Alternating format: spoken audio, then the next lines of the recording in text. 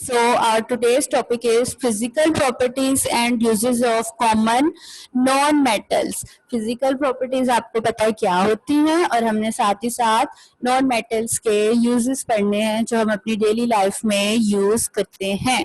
Non metals are found in solid, liquid and gaseous state. Non metals matter के तीनों states में present होती हैं जो कि सॉलिड, लिक्विड और गैस होते हैं. ये बात आप पिछले प्रीवियस लेक्चर्स में पढ़ चुके हो. Most non metals are not hard. Metals की आपने प्रॉपर्टी पढ़ी थी कि वो हार्ड होते हैं जबकि नॉन मेटल्स हार्ड नहीं होते हैं. Most non metals have no shine और लस्टर. अब इसकी कोई शाइन भी नहीं होती, ना लस्टर होता है, जो आप लोगों ने कल मेटल्स में पढ़ा था उसमें था. They have low melting and boiling points. अब सब कुछ इसमें ऑपोजिट आ गया है. जो सब आप लोगों ने कल मेटल्स में पढ़ा था, नॉन मेटल्स में सब कुछ ऑपोजिट हो गया है. तो आप लोग मेटल्स का सिर्फ प्रॉपर्टी याद कर लें, नॉन मेटल्स आप खुद ब खुद लिख सकते हैं. Most non metals are bad conductors of electricity. Metals जो हैं गुड कंडक्टर्स होते हैं. However graphite is a good conductor of electricity. इस लाइन को मार्क कर लीजिए. Graphite is a good conductor of electricity. Graphite भी एक नॉन मेटल है लेकिन ये इलेक्ट्रिसिटी पास कर देता है. जिस तरह कल हम लोगों ने स्टेट में पढ़ा था कि सॉलिड स्टेट्स में मेटल प्रेजेंट होते हैं लेकिन मर्करी लिक्विड स्टेट में होता है. इसी तरह यहाँ पे भी सारे metals non metals bad conductors होते हैं लेकिन ग्रेफाइट जो है गुड कंडक्टर होता है. तो ये एक इसमें आप कह सकते हैं चेंज आ गया प्रॉपर्टी में. तो उसको बेटा अंडरलाइन कर लीजिए कि graphite is a good conductor of electricity. Non metals are widely used in our daily life. Non metals हम लोग डेली लाइफ में यूज करते हैं जस्ट लाइक मेटल्स. आप लोगों के साइड पे येलो बॉक्स में लिखा हुआ है डिड यू नो, कि आप जानते हैं our body is made up of mostly non metals. हमारी बॉडी मोस्टली नॉन मेटल से मिलकर बनी होती है. वो कौन कौन से होते हैं? Oxygen, carbon. आप लोगों ने जब कल नॉन मेटल्स को क्लासिफाई किया था तो आप लोगों ने नॉन मेटल्स में ऑक्सीजन, कार्बन इस इनके बारे में पढ़ा था. तो वो देख लें कि हमारी बॉडी में भी जो है नॉन मेटल्स प्रेजेंट होते हैं जिनमें 65% ऑक्सीजन होती है, 18% कार्बन एंड 17% अदर एलिमेंट्स होते हैं. तो हमारी बॉडी में भी नॉन मेटल्स प्रेजेंट होते हैं. अब मैं इनके यूजेस वन बाय वन पढ़ने लगी हूँ. नंबर 1 है air contain several gases which are non metal elements.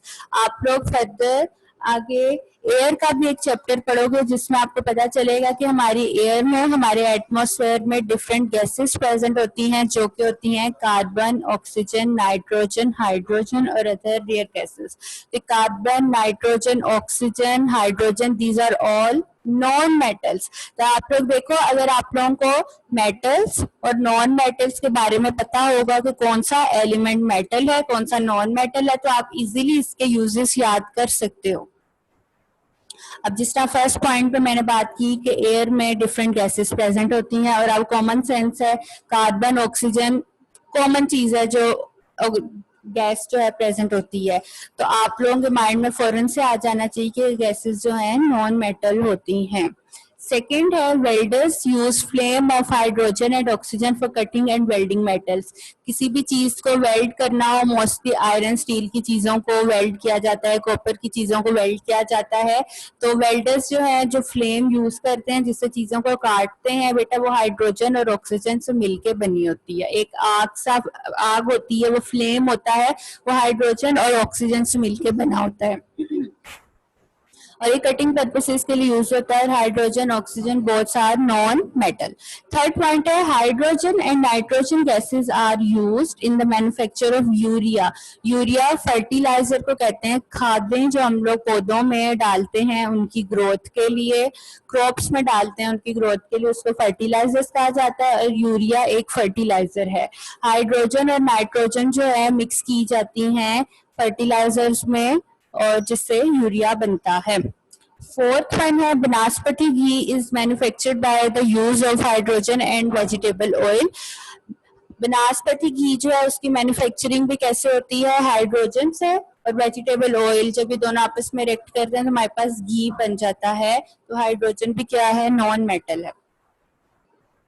Fifth है phosphorus is used in match industry. जितने भी आप लोग मैच बॉक्स यूज करते हो, घरों में माचिस यूज करते हो, उसके आगे जो रेड कलर का स्टिक के आगे एक पाउडर सा लगा होता है, ब्लू कलर का होता है, व्हाइट कलर का भी होता है बेटा, वो फॉस्फोरस होता है जो आग जलाने में काम देता है। तो मैच इंडस्ट्रीज में जो है फॉस्फोरस का यूज होता है।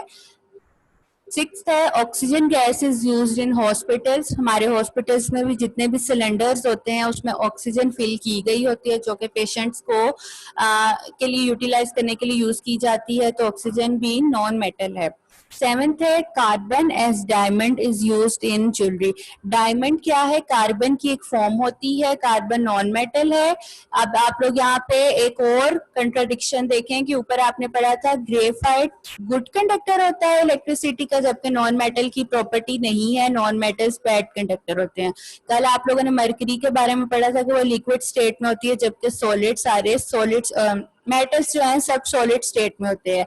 इसी तरह यहाँ पे एक और कंट्रडिक्शन आ गई है कि कार्बन जो है diamond is used in jewellery. तो आप लोग देखो डायमंड हार्ड फॉर्म में होता है ना, सॉफ्ट तो होता नहीं है। तो यहाँ पे एक और बात आ गई ना कि हमने तो कल पढ़ा था कि मेटल्स हार्ड होते हैं, सॉलिड फॉर्म में होता है, लेकिन यहाँ पे आप देख लो diamond itself is a non metal, लेकिन वो सॉलिड फॉर्म में प्रेजेंट होता है, हार्ड होता है। तो ये बेटा ये चीजें जो बेसिकली है क्विज में आपसे ये पूछी जाएंगी कि आप लोगों ने जिस तरह मरकरी के बारे में पढ़ा है तो वो मेटल लेकिन लिक्विड स्टेट में है, ग्रेफाइट है तो नॉन मेटल लेकिन वो गुड कंडक्टर है, इसी तरह डायमंड भी है तो नॉन मेटल लेकिन वो सॉलिड फॉर्म में भी प्रेजेंट होता है। तो ये आप लोगों से क्विज में पूछा जाएगा, तो इसलिए मैं कहती हूँ इन चीजों को साथ साथ मार्क कर लें। जो 7th पॉइंट को मार्क करना चाहते हैं वो लिख सकते हैं।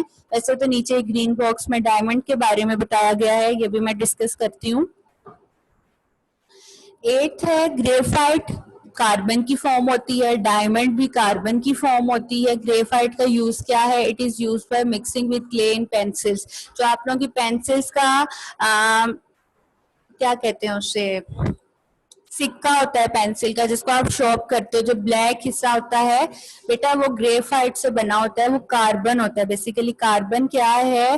ब्लैक कलर का एक सॉलिड सा स्ट्रक्चर होता है जो कि मुख्तलिफ चीजें बनाने के लिए यूज होता है। जो आप लोग कोयला यूज करते हो, कोल कहते हैं, वो भी कार्बन होता है। डायमंड भी कार्बन से मिलकर बनता है और ग्रेफाइट भी कार्बन की फॉर्म होती है, और जो कि पेंसिल्स में यूज होता है, जिससे आप लोग लिखते हो वो ग्रेफाइट होता है, कार्बन होता है। अब जो नीचे ग्रीन बॉक्स है इसको आप लोग मार्क कर लें, अंडरलाइन कर लें, पॉइंटर्स हाईलाइटेड यहाँ पेंसिल से। Diamond is a non metal but it is the hardest metal on the earth. देख लें जो अभी मैंने आपको बात बताई कि हार्डेस्ट मटेरियल होता है। इट इज शाइनी, इसकी शाइन भी होती है, and is used in jewellery. तो देखें अब सारी इसकी प्रॉपर्टी मेटल्स जैसी है ना, इसमें शाइन भी है, लस्टर भी है, लेकिन ये है नॉन मेटल। आप लोगों ने इसको मेटल का नाम नहीं देना है। और ये ज्वेलरी में यूज होता है। It is also use to cut glass, glass cut करने के लिए भी डायमंड यूज होता है।